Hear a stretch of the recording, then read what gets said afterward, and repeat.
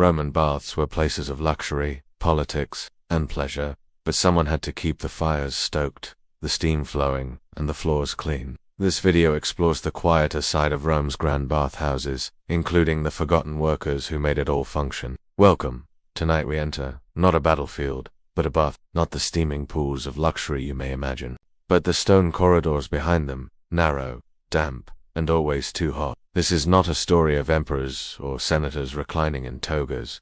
This is a story of heat, of smoke. Because beneath the marble, behind the columns, Rome was held together by hands like yours, hands that worked, that burned, that bled. So, let your breath soften, as we slip quietly into the world of a Roman bath attendant.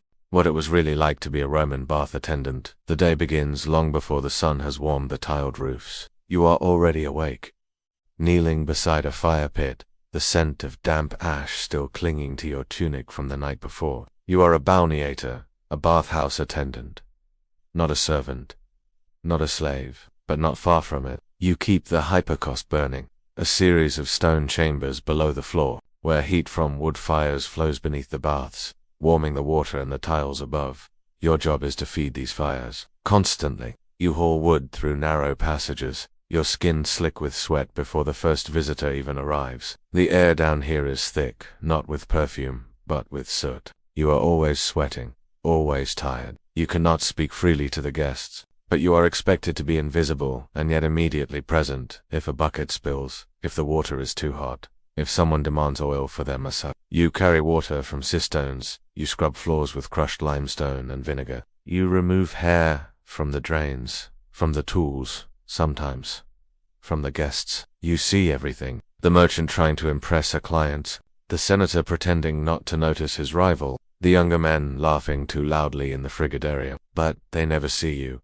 You are beneath notice. And yet, without you, the steam would vanish. The tiles would go cold. The bath would stop. At night, you sleep near the coals, wrapped in a damp cloth. Your hands stained, your lungs heavy, your feet blistered from the heat beneath the floor. But you will wake again tomorrow, before the first senator arrives, and light the fires once more. Because in Rome, cleanliness was luxury, and luxury required someone to burn for it.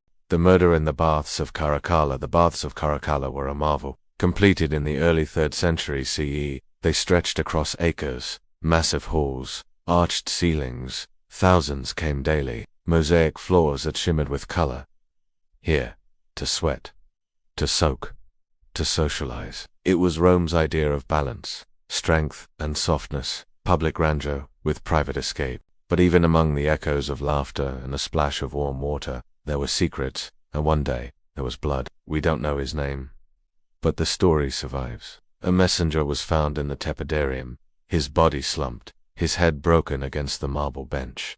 There were no signs of robbery, no knife found. Caracalla, no outcry heard, only silence. The emperor at the time had turned the city into a quieter kind of chaos. He was known for his paranoia, his purges, his sudden fits of rage. Claimed he had overheard a conversation. Rumors swirled.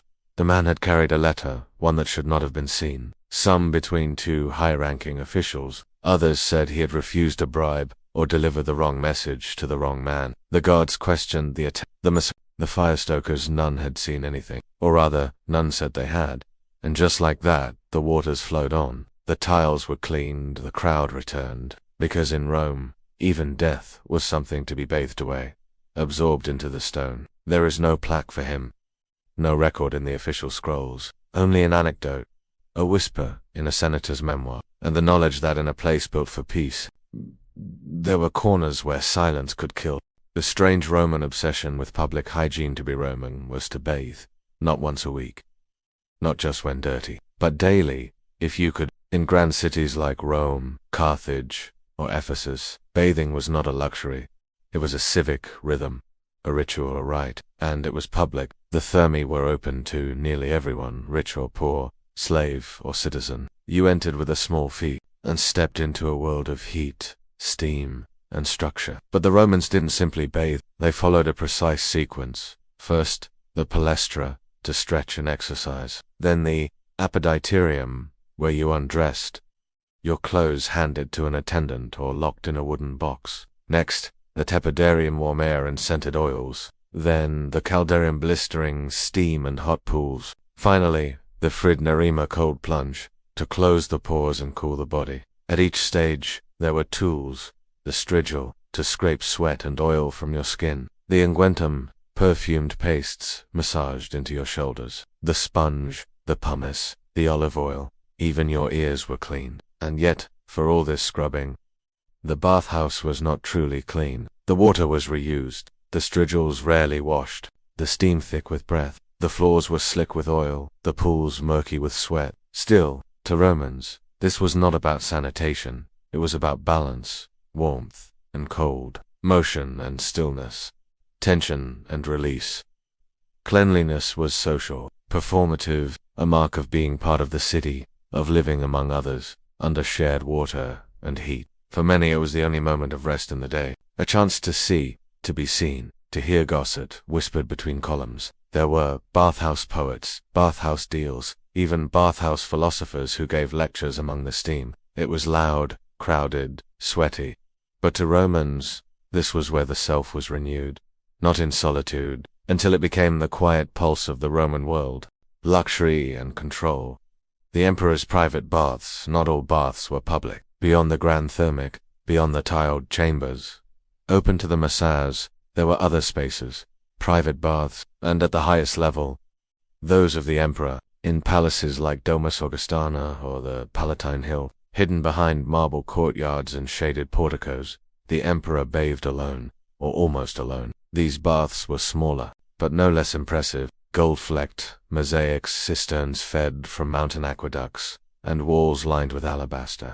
There was no shouting here, no jostling, no rush. Attendants moved silently, trained, not just in cleanliness, but in silence. They prepared oils warmed to body temperature, ensured steam was not too thick, and stood just far enough not to be noticed. For emperors like Hadrian or Nero, the bath was more than comfort, it was power. A controlled environment, where no senator could whisper behind their back, where no plebeian gaze might linger too long. In these rooms, decisions were made, advisors summoned, concubines dismissed, letters burned. To bathe alone was to rule uninterrupted, and yet even emperors were creatures of ritual. They scrubbed, they sweated, they emerged refreshed, perfumed, their skins softened by oils from Syria and salts from the sea, and then they stepped back into the marble halls of empire. But still, the bath lingered. It clung to their robes, to their breath, to their sense of being separate, even sacred. Because even here, in the quietest rooms, in the empire, where no common Roman would ever step, the bath was not just about the body. It was about image, control, continuity, and above all, the illusion that even an emperor might be made clean. Beneath the surface of still water, Roman baths were more than places to wash. They were places to exist. Among others, within ritual, beneath the weight of a civilization that prized order over silence. Tonight we didn't walk with generals or orators. We walked with those who kept the fires lit. We felt the heat beneath the floor, in the back corridors where no marble gleamed. We stood beside the body of a forgotten man, a quiet murder beneath a vaulted ceiling. We watched the people of Rome scrape, pour oil over skin, not to be clean, but to be Roman. And we entered the quietest baths, where emperors floated, not to wash, but to think, to disappear, if only briefly, into warmth. And now, as the water stills in your mind, as the heat fades gently from your limbs, you can lie back knowing that history like a bath was never only about grandeur, it was about repetition, daily acts, flickering fires and worn stones. Close your eyes. Let the stone walls dissolve, let the flicker of torchlights soften and drift. The baths are closed now, the steam has faded, and the city sleeps. Good night, and thank you for joining me on Quiet History.